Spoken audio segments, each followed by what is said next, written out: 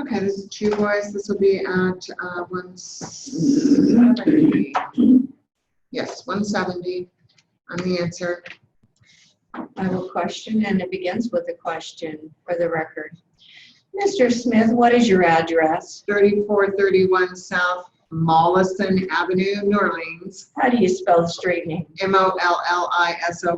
Do you live in an apartment? Apartment number 29. What is your current occupation? A service manager of Larkin Pest Control. And is that here in New Orleans? Yes, it is. How long have you been so employed in that capacity? 6 months. Briefly, what are your duties as a service manager? I have 6 pest control routes that I control. Are you licensed by the Louisiana Structural Pest Control Board? Yes, I am. What licenses do you hold and how long have you held them? I hold a branch 2 and 3 field representatives license. My branch 2 I've had for approximately 10 years. My branch 3 for approximately 4 years. How long have you worked in the structural pest control business? About 17 years. Were you at one time or other employed by Tom Nolan, the respondent in this case? Yes. In what capacity were you employed by Tom Nolan? Several different capacities. I started off as a termite inspector. From there, I went into supervision pest control. From there, I went to branch manager for approximately 3 months. Approximately when to when were you employed by Tom Nolan? I'm not too clear on the dates, probably 2.5 years. Do you recall the approximate time when you left the employ of Tom Nolan? I believe mid-April. Last year? That's correct. And you worked at Tom Nolan's approximately 2.5 years prior to April. Yes. Who were your supervisors at Tom Nolan's? Let's see, Bill Rouse and Paul Blake. Could you spell Mr. Rouse's last name? I could not spell that. Well, let me try. R-O-U-S-E, I think. Thank you. While you were employed at Tom Nolan's, did you have occasion to work on a job at the Christ United Methodist Church on March 12th? Yes. Who instructed you to go to that church? I don't totally remember too clearly. It was either Bill or Paul. Did you work on that job any other days other than the one day, which was March 12th? No, that was the only day I worked there. Do you recall what day of the week that was? No, I don't. Prior to your going to church on March 12th, do you recall a discussion between yourself and one of your senior supervisors regarding the agreement between the church, Christ United Methodist Church, and Tom Nolan, your employer? I don't recall that. To your knowledge, was Tom Nolan in a contract with the church to provide termite control services? Yes. Do you recall how you had found out about this agreement? No, I was just aware that they had one with them. Do you recall giving a deposition in the case of Fred Joseph Lynn versus Dennis Johnson regarding this incident at the church? Yes, I do. And you were sworn to tell the truth under penalty of perjury during that deposition, is that correct? That's correct. And after you gave that deposition, were you provided with a copy of that deposition? Yes, I was. And did you have a chance to go over it and look at the transcript of your deposition? Very briefly. Mr. Smith, I'm directing your attention to page 24 of your deposition, line 21, and through the next page, 25 through line 23, which is almost the whole page. Just read it to yourself and see if it refreshes your recollection. Okay, I've read it. And also read the top of page 26, lines 1 through 5. Have you read that? Yes, I have. Having read those portions of your deposition, does that refresh your recollection as to whether there was a discussion? Strike that. Does that refresh your recollection as to whether you were told about an agreement between the church and Tom Nolan? Yes, it does. What were you told in that regard? Prior to doing the service in the church, I was told approximately 2 weeks prior to that I was going to be doing their service agreement. We were going to be doing some work on the church. Who was we? Gary Press and myself. Was Gary Press at the time an employee of Tom Nolan at that time also? Yes. And do you recall who was present during this discussion? Myself and Paul and Bill. I don't remember who was in charge of it. So one of your supervisors, right? Right. Was Mr. Press there? I don't recall if he was or not. I'd like to direct your attention to page 26 of your deposition. The remainder of the page past line 21 to read that to yourself, okay? Okay. Does that refresh your recollection about whether Mr. Press was there or not? Yes. Was he? Yes, he was. When your supervisors, either Mr. Blake or Mr. Rouse, had this discussion with you, and Mr. Press, who did they indicate would be doing the job? Myself and Gary would be doing the job. Was there a discussion about anyone else? I don't recall. Did your supervisors at Tom Nolan say anything to you about what the problem was at the church? What do you mean, like what the job was? Yes. Drywood termite infestation. Was there any discussion of how extensive that infestation was? Do you recall? No. Was it your understanding that you would be eradicating this drywood termite infestation? That I would be treating them locally.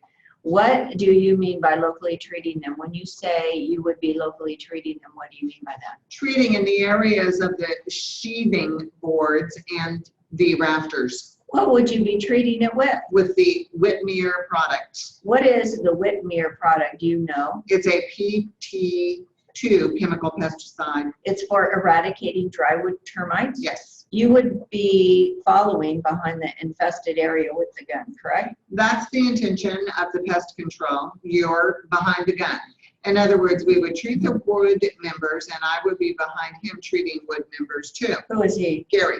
Was anything said to you by your supervisors at Tom Nolan about there being a training session at the church on the March dates in question? No, Was Gary told of any training sessions to your knowledge? you would have to ask him.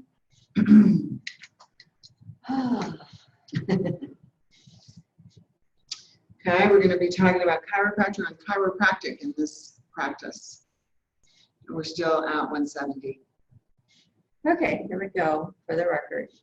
Ms. Baker, do you remember the incident that brought all these matters forward? Yes, At the time, there was some improper billing, is that correct? yes, it was, but not for me. Were you in any way involved with Ty Lombard? Am I pronouncing that name correctly? Yes. Go ahead. Basically, I wasn't involved in any matter, but the only thing that I could tell, he was using my name on some bills. Were you engaged to him, Ty, at the time? Yes, Did he use your name without your knowledge? yes, he did. Did there come a time when you discovered he had used your name? Yes, after the arrest. You were arrested, correct? Yes, I want to ask you a question. Are you waiving the attorney-client privilege between you and Ms. Lee as to what you discussed? yes, Do you understand what I mean by that? yes, Did Ms. Lee advise you to plead guilty on that plea? yes, When you pled guilty, did the court ever ask you if you ever committed a crime? no, Did the court ask you if the facts of the crime that you committed were true? no, Okay, and did you plead guilty to a misdemeanor? yes. Why did your attorney tell you to plead to a misdemeanor? There were a couple of different reasons, as I recall.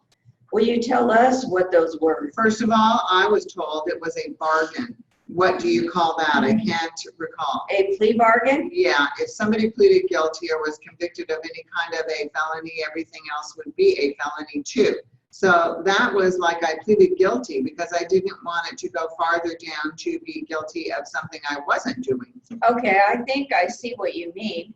When the fraudulent billing was done, were you in the chiropractic school? Yes, When you pled guilty to the misdemeanor, were you in chiropractic school? I was starting basically the first 6 weeks that I was starting there. Did you since marry your fiance? In fact, my marriage date is just 1 week after the time they arrested him. So basically, I did not know what was the marriage for. And he had some kind of plan to go through all this process and putting up a front and using my name. You have since divorced him? Oh, yes, When you started chiropractic school, were you concerned about a felony conviction? yes. Why were you concerned? Because I was going through the chiropractic school and I didn't want this kind of felony charge in my record. I don't want anything on my record. What did your attorney tell you about that? She told me if I pleaded guilty and I accepted a misdemeanor charge, I would not, well, basically, I would not have any problem with this case. When you say this case, you mean what we are here for today? Yes, exactly. How long did you stay in chiropractic school? 3.5 years. Did you complete the schooling? Yes, I did. Did you go into practice? Yes, I did. Tell me about your practice now. What are you doing? I am basically doing a very ethical practice. Where are you practicing? City of Pittsburgh. Right now, I am practicing and very satisfied with my career. Are you practicing with anyone? I am practicing with another doctor. What is his name? His name is Dr. Cagle. How long has he been practicing? He has been practicing for 7 years. What do you do in your practice? Basically just treating the patient the right way, an ethical way, not overcharging, not overbilling, not overdiagnosing anything that is not right or doing anything that would be considered a violation of the patient's rights. I see. Do you run your practice yourself? Yes. Do you do your own billing? No, I don't do the billing. The billing is done, it's done by the owner of the clinic, which is Dr. Lee. Had you signed any claims for any billing at all? No, Were any of the signatures on any of those claims yours? I mean, had you signed any of those claims? I only signed one check, just one check. That basically was the only signature they got from me, and they told me I am responsible for this case. That was the only signature they had from me. Was that a check that came in and your fiance told you to sign it? Yes. Did you know what it was when you signed? Not at that time. When did you find out? A couple of years ago. Just a couple years ago now? You say you only found out now, is that correct? Yeah, when I basically noticed what he was doing. It was not even during the time that we were going through the divorce. When you pled guilty, were you told whether or not you had to make restitution? I did not know. Basically, they told me there wouldn't be any restitution at that time if I pled guilty. Did you since find out they wanted restitution? Yes, maybe a year and a half after the case was basically discharged, they told me that.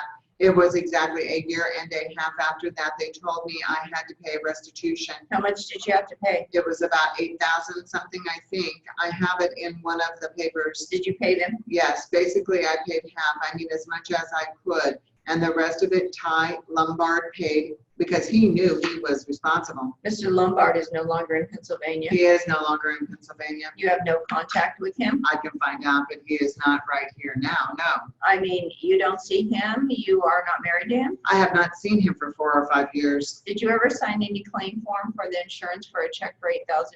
No, I never did. The only thing you signed was a check? That was the only check. Do you remember what it was? No, I don't recall. I can say it was between 2,000 or 4,000, something like that. You didn't question where the check came from? I didn't know. No, Are you used to getting checks for $2,000?